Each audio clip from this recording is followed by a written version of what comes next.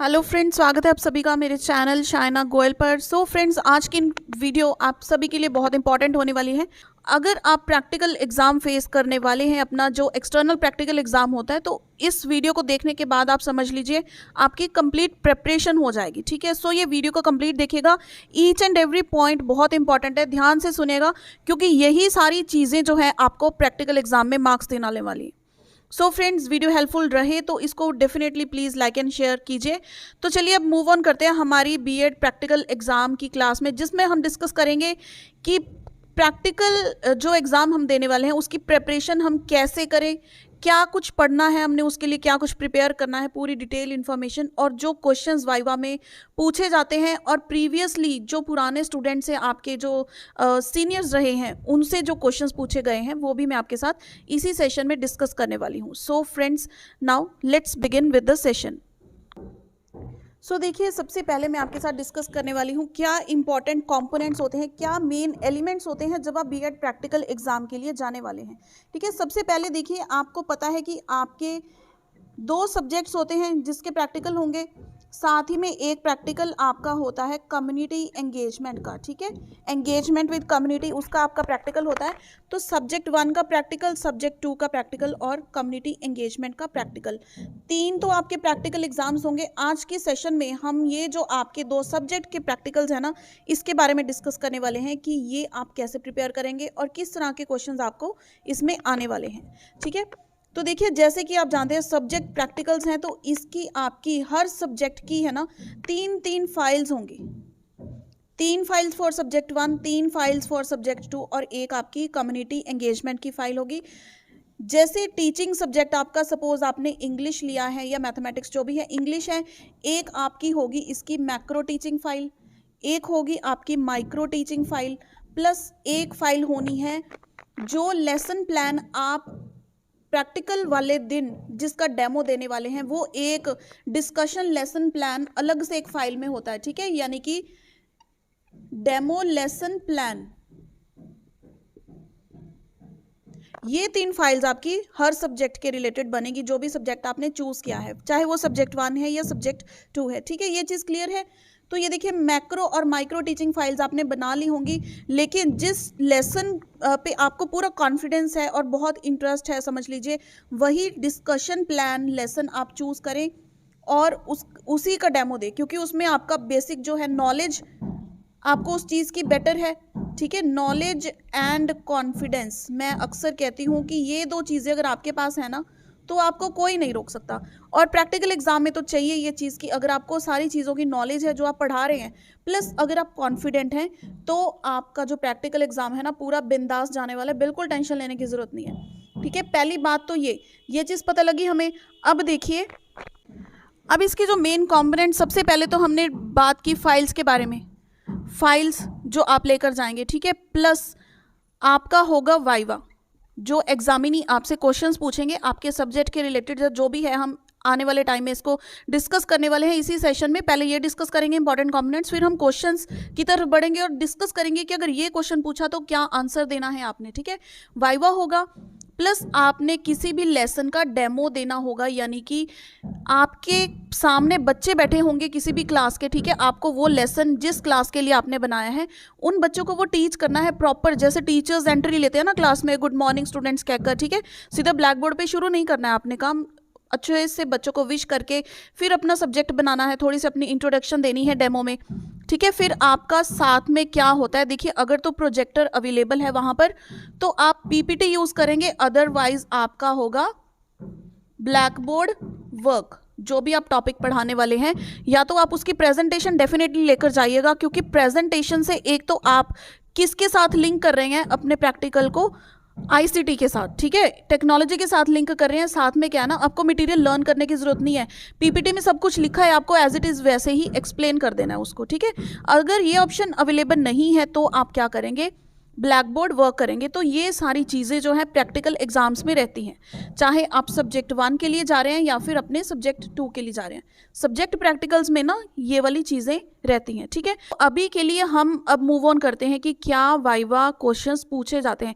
एक चीज़ और friends, PPT जो आप बनाएंगे ना, पावर पॉइंट प्रेजेंटेशन, ये कुछ बच्चे ना सीडी में लेकर जाते हैं। ठीक है। सीडी कई बार क्या होता है ना कि आपकी चले ना चले कुछ नहीं पता होता, तो आपने करना क्या है, एक तो पीपीटी बनाकर आप अपनी ईमेल में उसको ना अपलोड कर लो, ईमेल में अपलोड कर लो और एक पेन ड्राइव में डाल के अपने साथ ज़रूर लेकर जाना, क्योंकि इनकेस अगर सीडी ना चले तो वो आप पेन ड्राइव यूज़ कर सकते हैं।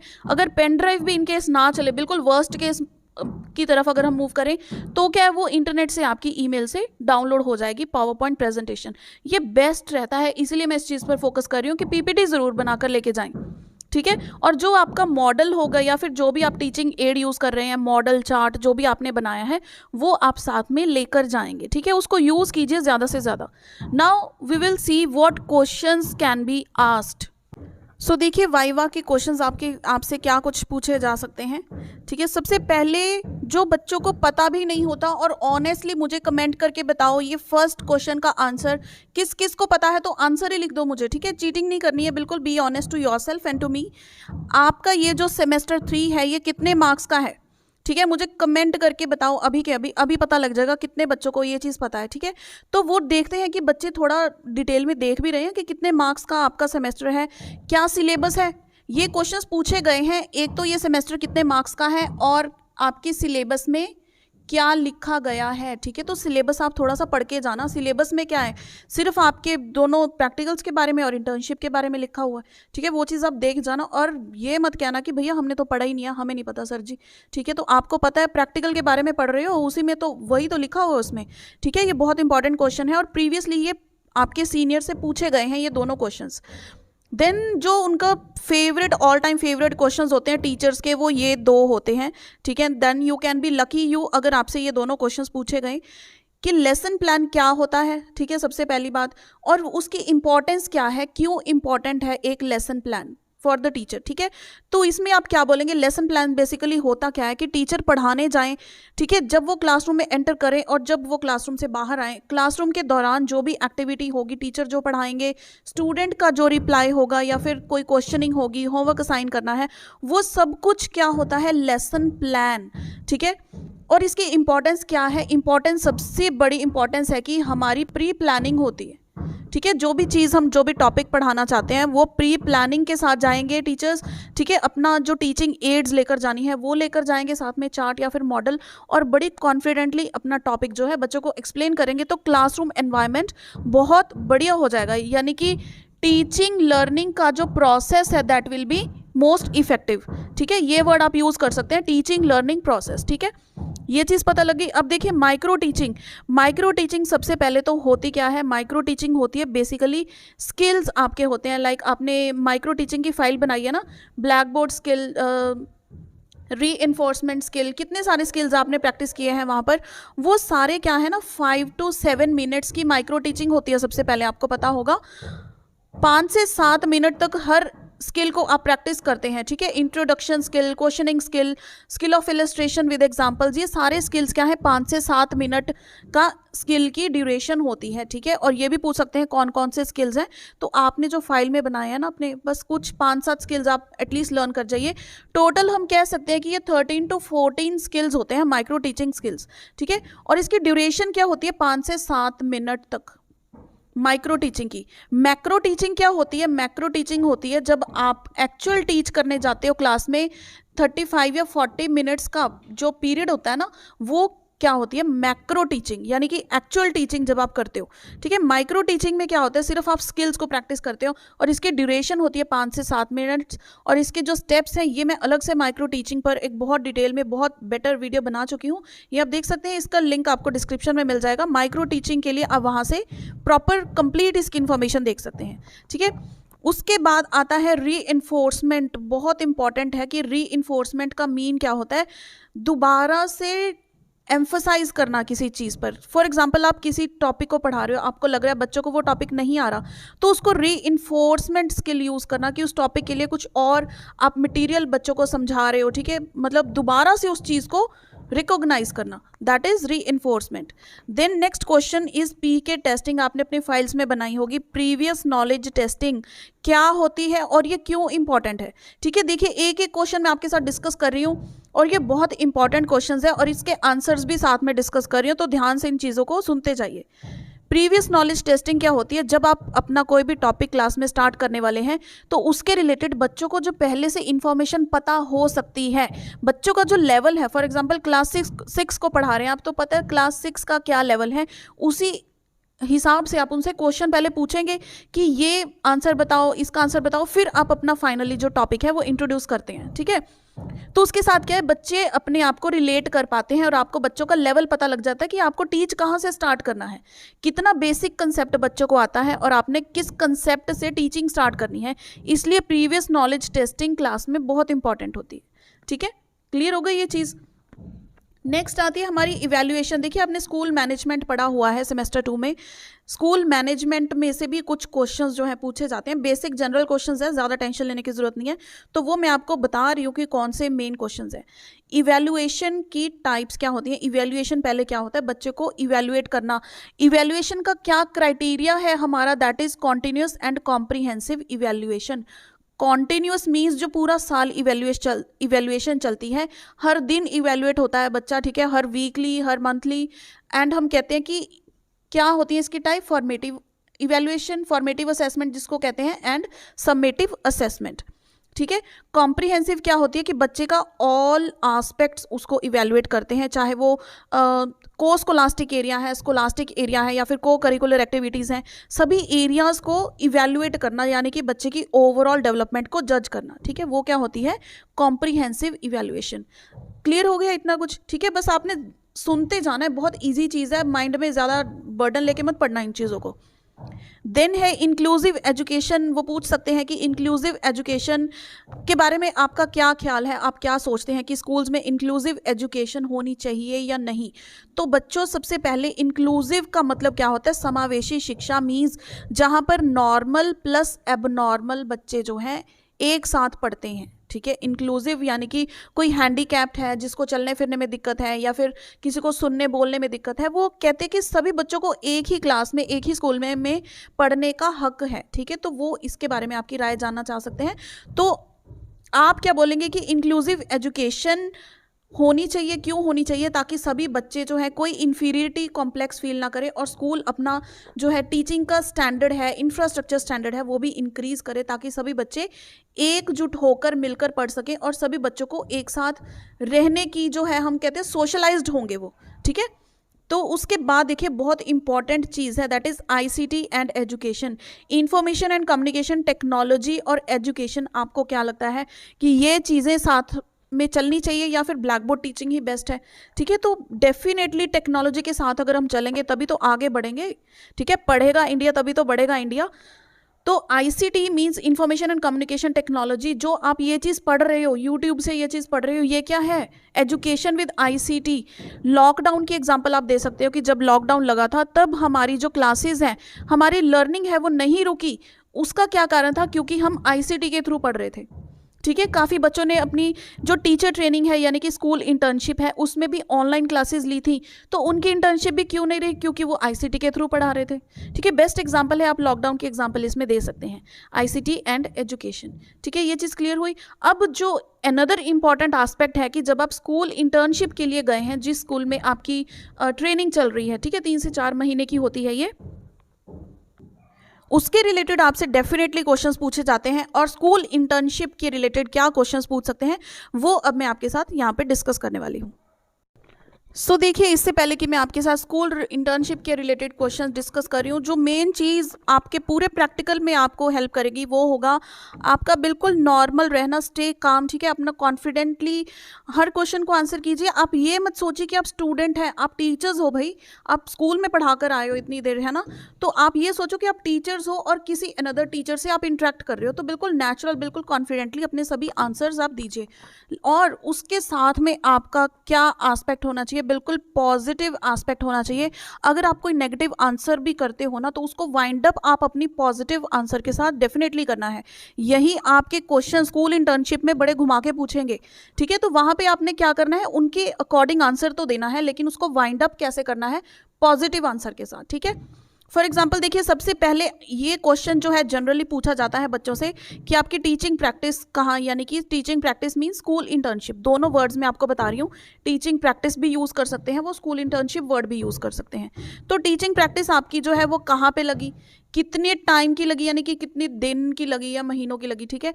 एंड स्पेशली जहाँ पे आपकी प्रैक्टिस लगेगी ना, वहाँ पे प्रिंसिपल, वाइस प्रिंसिपल, इन दोनों के नाम एटलीस्ट आप याद कर लें, ठीक है। वो पूछ सकते हैं कि उनके प्रिंसिपल का नाम क्या था और उनकी नेचर क्या थी, क्या उनका आपको बिल्कुल पॉजिटिव पॉइंट सबसे ज़्यादा प्रिंसिपल का क्या लगा, ठीक है। आप 2 महीने अगर किसी स्कूल में मिनिमम टीच कर रहे हो तो आपको इतना तो पता लग जाएगा ना कि प्रिंसिपल स्ट्रिक्ट हैं या फिर किस सिचुएशन को किस तरह से हैंडल करते हैं। तो ये चीज़ पूछी जाती है कि प्रिंसिपल का नाम क्या है, या फिर उनकी कोई एक ऐसी स्पेशलिटी बताइए जो आपको मोटिवेट करती है। कुछ भी इस तरह से जनरल क्वेश्चन आपसे पूछा जा सकता है। देखिए, रैंडम क्वेश्चन कभी भी कहीं भी एक्सपेक्टेड होते हैं, ये मत सोचिएगा बिल्कुल कि यही क्वेश्चन डेफिनेटली पूछे जाएंगे। ये मैं आपके साथ शेयर कर रही हूँ कि किस तरह से क्वेश्चन पूछे जाते हैं। बाकी रैंडम क्वेश्चन डेफिनेटली आपको देखने को मिलेंगे, लेकिन इन्हीं के वो इर्द गिर्द होंगे, ठीक है। अगर आपकी ये प्रिपेयर हो गए ना, तो इसके अलावा जो हल्के फुल्के से वेरिएशन के साथ क्वेश्चंस पूछे जाते हैं तो वो आप डेफिनेटली उनको आंसर कर पाएंगे इजीली विद कॉन्फिडेंस, ठीक है। कॉन्फिडेंस तो बस चाहिए ही चाहिए। अब देखिए, what problems you faced in class management during your school internship. जब आप स्कूल इंटर्नशिप के लिए गए तब आपको क्लास को मैनेज करने के लिए कोई डिफिकल्टीज फेस करनी पड़ी, तो वो क्या थी। तो आप ये मत बोलना कि हमें तो कोई डिफिकल्टी नहीं आई, हमने तो बहुत अच्छे से मैनेज कर लिया। आप कह सकते हैं, ठीक है, कि yes we faced somehow difficulties, कुछ नॉटी स्टूडेंट्स थे, लेकिन आपने उसको किस तरह से होल्ड किया, ठीक है। तो कैसे कि आपने उनको कोई काम में इन्वॉल्व कर दिया या फिर उनको फर्स्ट बेंच पे बिठा लिया ताकि वो अपनी नॉटी जो हरकतें हैं वो ना कर पाएं, क्लास को डिस्ट्रैक्ट ना कर पाएं, ठीक है। तो ये क्या हो गया, आपने बताया कि आपको प्रॉब्लम्स फेस हुई हैं, लेकिन आपने उनको हैंडल पॉजिटिवली कर लिया, ये चीज़ बतानी ज़रूरी है, ठीक है। यानी कि यहाँ पर आप ये बता रहे हैं एग्जामिनी को कि मेरे को भी प्रॉब्लम्स फेस हुई, लेकिन मेरे में इतनी कैपेसिटी है कि मैं उन प्रॉब्लम्स को क्लास में हैंडल कर पाऊँ, ठीक है। देन वो पूछ सकते हैं कि कोई ऐसा एक्सपीरियंस आप अपना शेयर कीजिए जहाँ पर आपके सामने बिल्कुल कोई अनएक्सपेक्टेड सिचुएशन आ गई हो या फिर कोई चैलेंजिंग सिचुएशन हो जिसको आपने हैंडल किया हो, ठीक है। फॉर एग्जाम्पल, कोई बच्चा क्लास में एकदम से रोने लग जाए, कोई फेंट हो जाए बच्चा, या कुछ वट एवर सिचुएशन हो सकता है आपने भी कोई फेस ही हो, तो उसके रिलेटेड आप अपना आंसर प्रिपेयर करके ज़रूर जाएं, ठीक है। ऐसा कोई एक्सपीरियंस एक आप डेफिनेटली प्रिपेयर करके जाएं, क्योंकि ये क्वेश्चन हर बच्चे से 90% बच्चों से ये क्वेश्चन पूछा जाता है कि अपना कोई एक्सपीरियंस शेयर कीजिए अपने स्कूल इंटर्नशिप का, ठीक है। एक्सपीरियंस किस चीज़ का वो वेरी कर सकता है कि कोई चैलेंजिंग सिचुएशन का या फिर कोई इमोशनल सिचुएशन जब आपने फेस की हो, तो कुछ ना कुछ एक्सपीरियंस आप इसको या तो अपना किया हुआ एक्सपीरियंस बता दीजिए, नहीं आंसर प्रिपेयर कर जाओ भाई, आपने तो आंसर ही करना है ना, ठीक है। तो देन क्या पूछ सकते हैं, how you manage individual different students in your classroom. Individual different students means क्या है, कोई बच्चा वीक है, कोई इंटेलिजेंट है, कोई वीक है, कोई मॉडरेट बच्चा है, या फिर कोई नॉटी है, कोई ज़्यादा सिंसियर बच्चा है, कोई ओवर इंटेलिजेंट है जो क्वेश्चनिंग बहुत ज़्यादा पूछता है। तो हर बच्चे को आपने क्लास में किस तरह से मैनेज किया, तो इसमें आपका आंसर क्या होना चाहिए कि पहले आपने क्लास में ऑब्जर्व किए कि आपकी क्लास में किस तरह के बच्चे हैं, देन आपने अपने जो लेसन प्लान है ना, लेसन प्लान है उसको उस तरह से बनाया, उसमें क्वेश्चंस इस तरह से एम्बेड किए ताकि वो जो है वीक बच्चे भी कर पाएं और इंटेलिजेंट बच्चों के लिए भी चैलेंजिंग टास्क हो, ठीक है। इस तरह से आपने क्वेश्चंस बनाए या फिर क्विज अरेंज की, बच्चों की ग्रुप डिस्कशंस में आपने उनको पार्टिसिपेट करवाया, कुछ भी जो आप बेस्ट सोच सकते हैं। तो इसके लिए आप भी मुझे सजेशंस दीजिए ताकि बाकी बच्चे जो हैं वो भी कमेंट्स में जान सकें कि इंडिविजुअल डिफरेंस जो स्टूडेंट्स हैं वो क्लास में आप उनको किस तरह से मैनेज करेंगे, ठीक है। अपने सजेशंस ये मुझे कमेंट में ज़रूर बताना। तो देखिए, ये वाइवा क्वेश्चंस हैं जो स्कूल इंटर्नशिप के दौरान पूछे जाते हैं। इसके अलावा अगर मैं बात करूँ तो आपकी जो फाइल्स हैं, आपको पता होना चाहिए कि आपकी फाइल्स में क्या कुछ है, बेसिकली ज़्यादा डिटेल में नहीं, ठीक है। फाइल के रिलेटेड की आपकी मैक्रो फाइल कौन सी होती है, माइक्रो फाइल क्या होती है, क्या डिफरेंस होता है दोनों में, ठीक है। लेसन प्लान क्या होता है बेसिकली, और ऐसे नहीं है कि रैंडमली आपसे कोई भी फाइल में से कुछ भी क्वेश्चन ऐसे ज़्यादा पूछेंगे, लेकिन जिस टॉपिक के लिए आप डेमो दे रहे हैं ना, वो टॉपिक में से आपसे कुछ ना कुछ पूछा जा सकता है। और डेमो देने का टाइम क्या होता है, आपको जो आपकी क्लास होती है ना, ये प्रैक्टिकल, हम कहते हैं कि डेमो टाइम आपको 30 मिनट मैक्सिमम का दिया जाता है। 30 मिनट का आपका डेमो होता है। हो सकता है एग्जामिनी आपसे पहले 5 या 10 मिनट में ही आपको जज कर ले कि ये बच्चा अच्छा पढ़ा रहा है तो भी वो स्टॉप कर देगा, अगर आप इतना गंदा पढ़ा रहे हो तो भी वो स्टॉप कर देंगे, ठीक है। तो हो सकता है आपकी क्लास पूरी 30 के 30 मिनट चले, हो सकता है 10 मिनट में ही खत्म हो जाए। तो आपके पास इतना कंटेंट होना चाहिए, आपकी जो डिस्कशन फाइल आप लेकर जा रहे हैं, कि वो 30 मिनट आप उस चीज़ को पढ़ा पाएँ, ठीक है। ये चीज़ बहुत इंपॉर्टेंट है। कुछ बच्चों के लिए वो 30 के 30 मिनट वेट कर रहे हैं, कोई इतना इंटरेस्टिंग वे होता है कि वो बच्चों को पढ़ाना कंटिन्यू करने देना चाहते हैं। तो 30 मिनट का टाइम आपके पास होना चाहिए, और यहाँ पर 30 मिनट में आपने बच्चों से क्वेश्चनिंग भी करनी है, उनको होमवर्क भी असाइन करना है, ठीक है। हम करते हैं ना पार्शियल रिकैपिचुलेशन, फाइनल रिकैपिचुलेशन, ठीक है। वो क्वेश्चंस पूछते हैं, प्रीवियस जो टॉपिक डिस्कस हो चुका है क्लास में, जितना आप करवा चुके हैं उसके बेसिस पर क्वेश्चनिंग करनी। बिल्कुल ऐसे अज्यूम कीजिए कि आप क्लास को पढ़ा रहे हैं, जैसे आप पीछे अपनी स्कूल इंटर्नशिप में पढ़ा के आए ना, तो एक नई क्लास आपको मिली है, बिल्कुल आपको वैसे ही कॉन्फिडेंटली उनको पढ़ाना है, ठीक है। तो ये देखिए बहुत इंपॉर्टेंट और बहुत हेल्पफुल वीडियो रहने वाली है। बहुत एक्सपीरियंसेस बच्चों के मेरे साथ शेयर हुए हैं, मेरे जो स्टूडेंट्स रहे हैं, आपके सीनियर्स रहे हैं, उन्होंने एक्सपीरियंस शेयर किए कि ये सारे क्वेश्चंस जो है रैंडमली उनसे और उनके फ्रेंड से पूछे गए हैं, और उनमें से जो मैं आपको बताऊं मेन क्वेश्चन, ये क्वेश्चन 1 और क्वेश्चन 3 ज़्यादातर बच्चों से पूछे गए हैं, ठीक है। सो फ्रेंड्स, इसके अलावा आपको और कोई भी डाउट हो तो आप मुझे कमेंट कर सकते हैं, और डेमो के लिए मैं कोशिश करूंगी अलग से एक वीडियो बना दूं, ताकि उसमें बताऊं मैं आपको कि ब्लैक बोर्ड पर किस तरह से लिखते हैं, and everything that I can tell you for the demo class. So friends, ये वीडियो हेल्पफुल रही हो तो इसे लाइक एंड शेयर जरूर कीजिएगा। See you in the next video, till then keep watching friends.